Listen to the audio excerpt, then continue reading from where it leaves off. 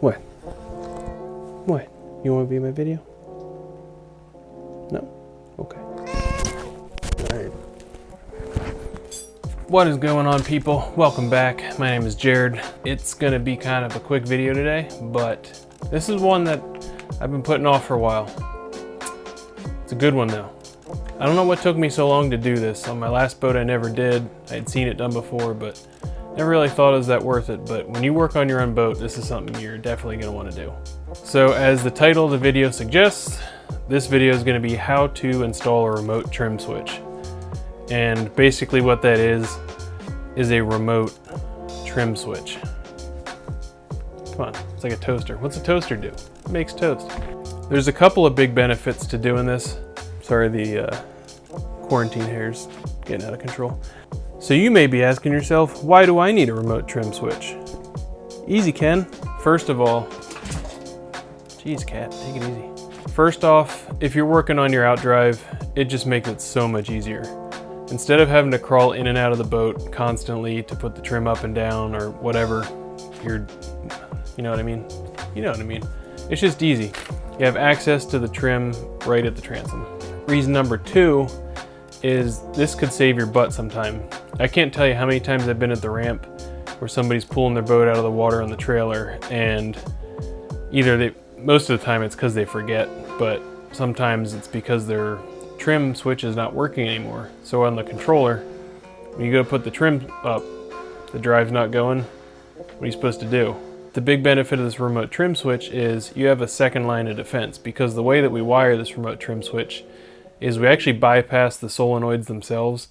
I have a previous video I'll link in up in a card or something on the trim switches and how they work, how to clean them, inspect them, because you actually can take them apart on the Mercruisers at least.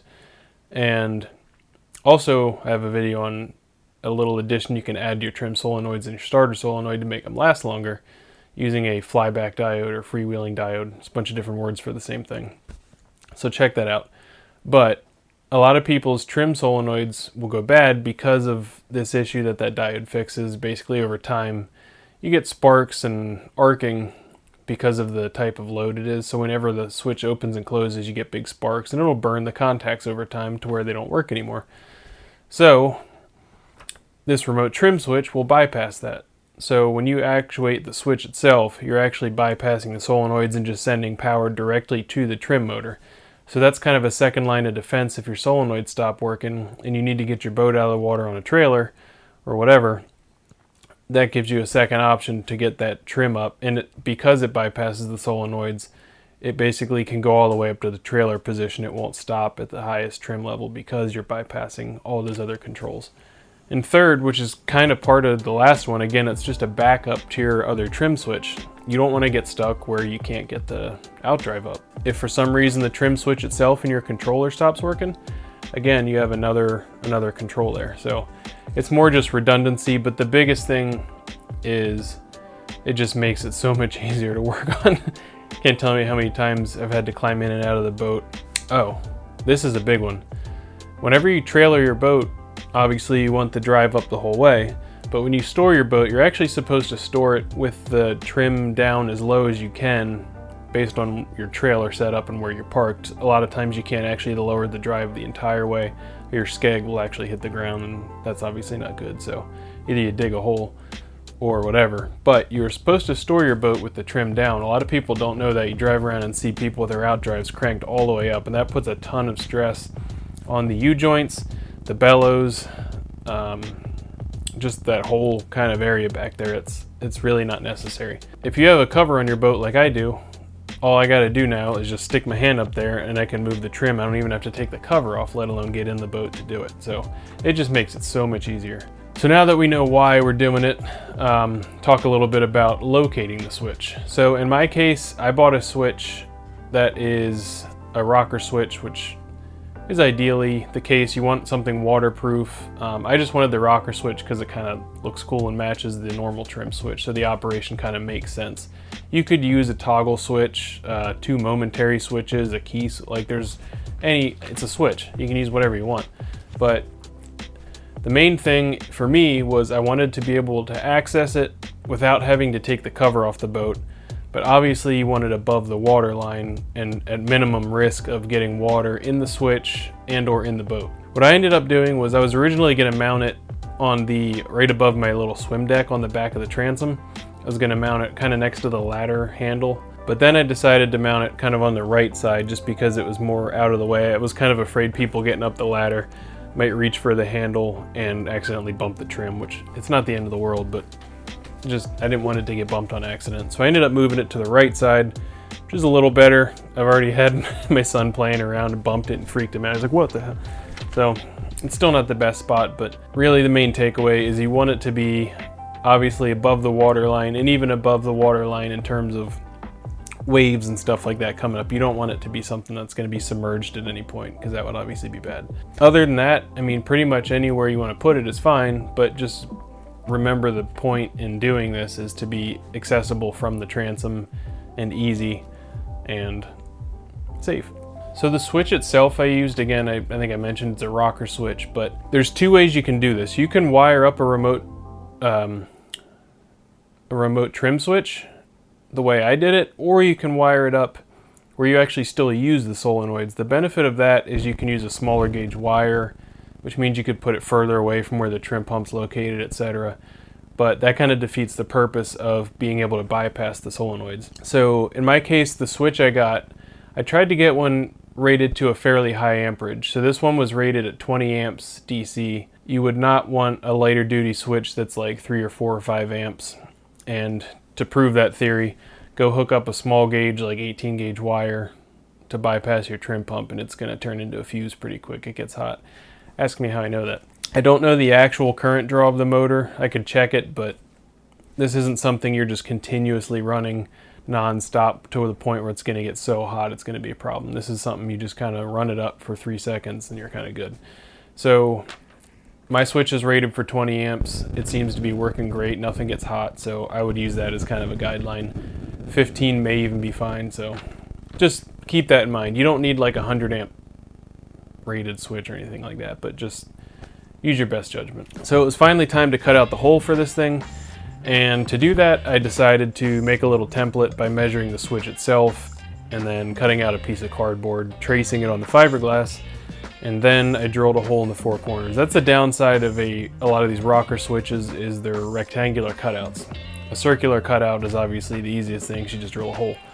But the one I had is a rectangle, so I made the template, drilled the holes in the 4 corners, and instead of using like a Sawzall or something like that, I was afraid it would chip the gel coat. So what I ended up doing was I have an end mill that I chucked up in my portable drill, and the end mill actually can cut sideways.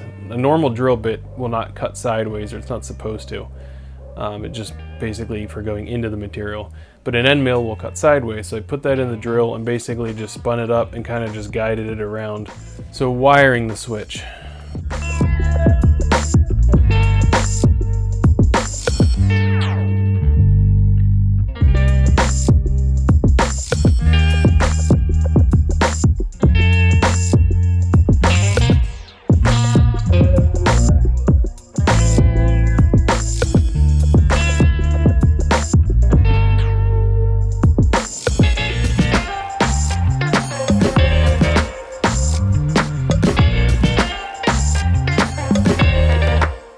Wiring the switch is very straightforward though. There's one thing I learned, I forget who told me or where I saw it, but it always stuck in my head and it's super convenient to remember. And that is green grass, blue sky. So if you're working on a Mercruiser, I don't know if OMCs or Volvos are the same, but at least with Mercruisers, there's 2 colored wires that go to the trim switch. Well, there's actually 3 that go, but anyway, 2 you need to know. There is a blue wire and a green wire. And like I just said, blue sky, green grass. And what does that mean? Blue is up, sky is up, green is grass, grass is down. So the green wire makes the trim go down, the blue wire makes the trim go up. So it's something that's really helpful to remember in case you get in a jam and you need to, for some reason, wire something or jump the solenoid, whatever. Just good to know. So I struggled with this video for a while, and it's why it's taken me so long to make, because I don't know how I want to show you the wiring diagram. I would like to be able to throw together some super fancy animation and show you that, but odds are it's probably going to be like me drawing something in PowerPoint and super crappy, just because I want to make the video and get it out versus spend 2 months learning how to do animations. The main takeaway from this, like I said, it's super simple, and if you're going to do what I did here and bypass the solenoids, basically I just took 10 gauge wire and crimped some ends on that, some ring terminals. Well, ring terminals on one end, and then the other end I just did the spade terminals that go to the switch itself. So I took 3 pieces of 10 gauge wire. One goes to the power on the trim solenoid bracket itself. So when you're looking at the trim bracket where the solenoids are, there's actually kind of a metal bus bar that has a plastic cap on it, and that cap has a sticker that says, "Caution, the screw is at 12 volt, positive 12 volts when everything's hooked up to the battery." So when you take that switch out to take off the plastic cap, there's actually a metal bus bar that goes to the trim solenoids. So we're going to tap off our positive wire from that. So we hook up a 10 gauge wire to that bus bar connection with a ring terminal. Next, we hook up another 10 gauge wire to the opposite side of each of those solenoids where the blue wire and the green wire connect. So once you have those attached, you're going to have a green wire. Well, if you have the right colors, you'll have this, but you have one going to the green post, one going to the blue post, and one coming off of the red post. So basically we run those up to our switch, and then when you activate the switch, it basically, all it's doing is connecting positive to the opposite side of that solenoid, which then feeds the motor. So after I got it all wired up, I basically just went out to the boat, popped it in the hole, hooked up my wires, cleaned everything up. I used those heat shrink connections that I have, so they're watertight, and time to test it out, and it worked awesome.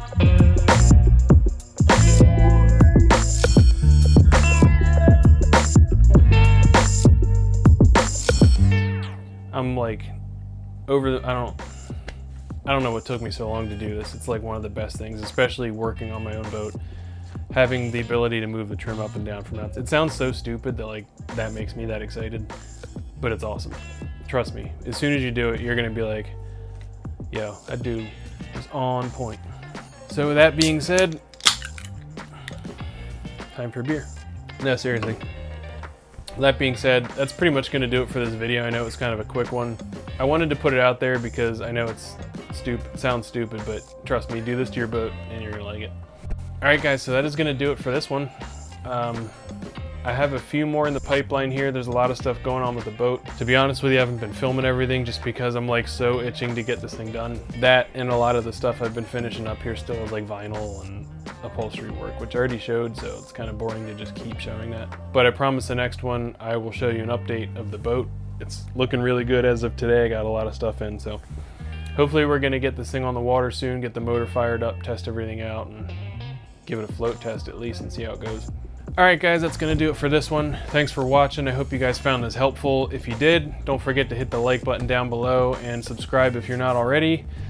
Tell a friend about this if they have a boat and they work on it and they might find this useful. I have noticed lately that all of my how-to videos, which previously were getting no views for some, well, I know why. This spring are just like exploding because everybody's getting their boat out and they're like, oh, how do I do this? Something's broken.